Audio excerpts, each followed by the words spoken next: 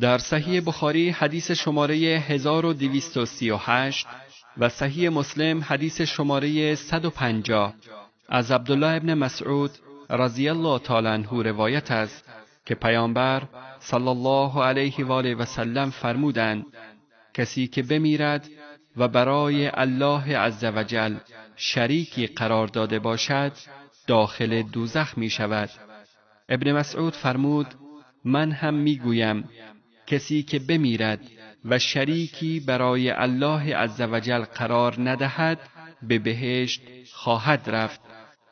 چون ابن مسعود قسمت آخر حدیث را از پیامبر صلی الله علیه و آله و سلم نشنیده یا شنیده است ولی آن را حفظ نکرده است، آن را به پیامبر صلی الله علیه و آله و سلم نسبت نداده و به عنوان استنباط و اجتهاد فرمود من میگویم